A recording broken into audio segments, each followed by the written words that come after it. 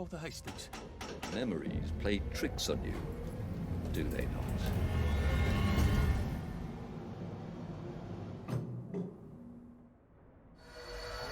You must get back on board! How old are you, Mr. Hastings? I'm 13. They typed my birthday wrong on the card. So, why? From time to time, a game will release that has a great story, but really underwhelming mechanics.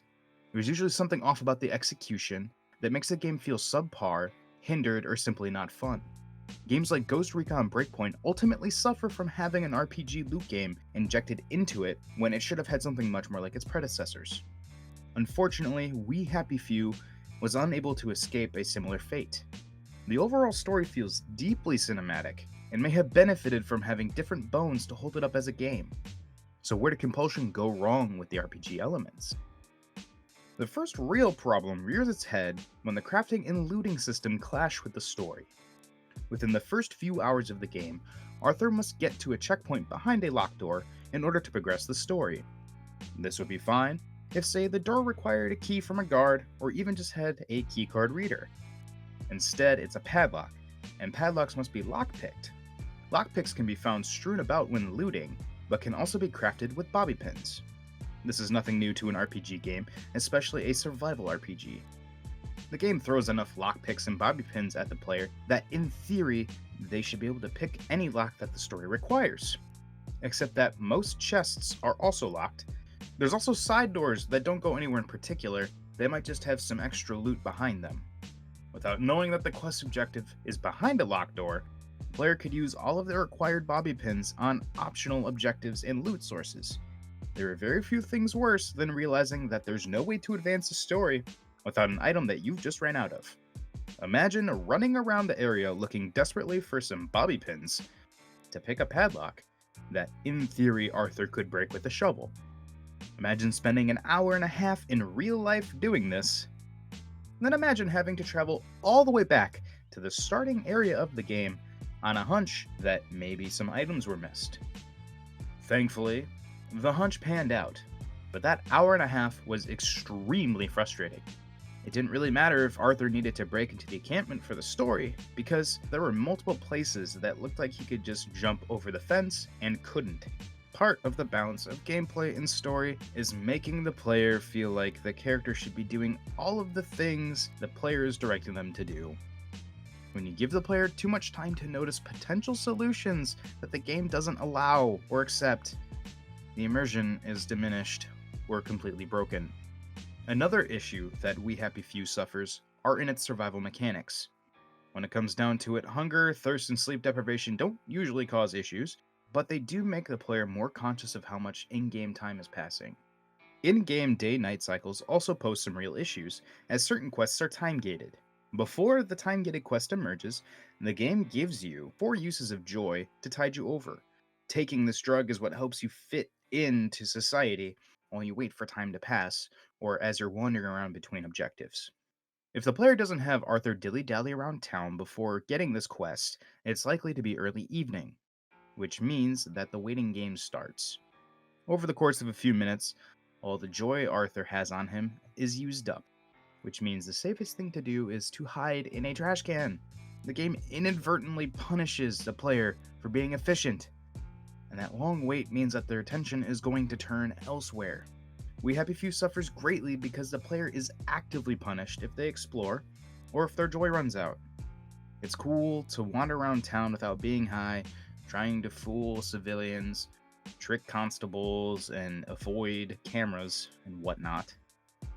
But if those same citizens, constables, cameras, or checkpoints notice that Arthur's not high, or if he's going through withdrawal because you've ran out of joy, they become suspicious or immediately hostile. Once one person goes hostile, so does anyone else in the vicinity. A hallmark of an RPG is a player-made story. Looking at something like Dungeons & Dragons, most campaigns will have some sort of overarching quest, but the meat of the experience comes from how players interact with the world and NPCs. Because of the systems that Compulsion put in place with this game, the player-made stories completely clash with the cinematic journey Arthur and his cohorts experience. In one moment, Arthur is reconnecting with an old flame, and they show each other that they have a lot of pain and buried emotions to work through. The next, there's 3 guys in front of Arthur, and without a non-lethal weapon, he has to beat their heads in.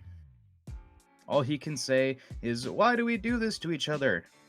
Meanwhile, the player must assume that he's just a hurting guy in love with the former flame, or accept that he's also a brutal murderer. The story suffers because combat forces the player to divide the events of the gameplay and the story.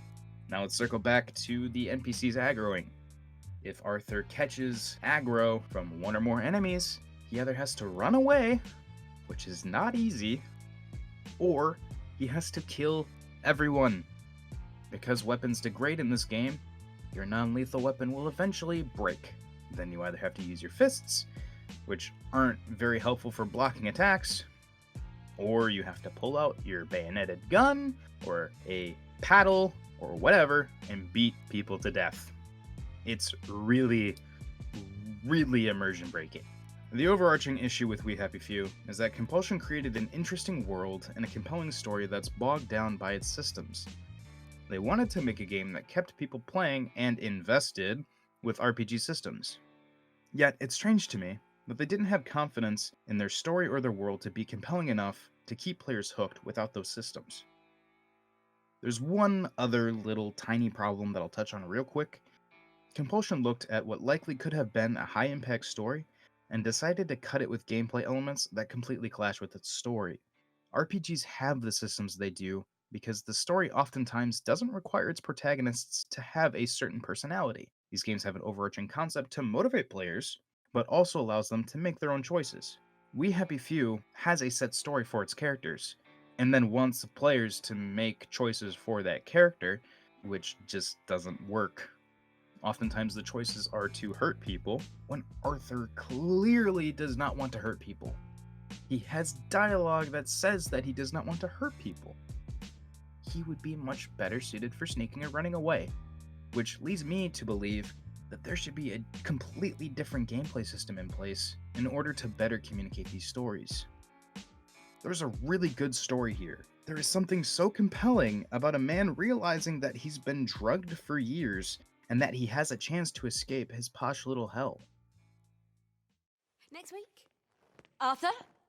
Arthur Hastings! Lovely day for it. Don't you lovely day for it me, you idiot. It's me! Sally! Oh, I knew it was you. I mean, the glasses, the hair, the really adorable jacket. Don't ask me how. You're not that awkward little boy anymore, are you? But the way you walk, it's like the mask isn't even there. I just knew. There's Arthur. Sally? You look fantastic. Hey guys, my name's Eli. Thank you for watching this video.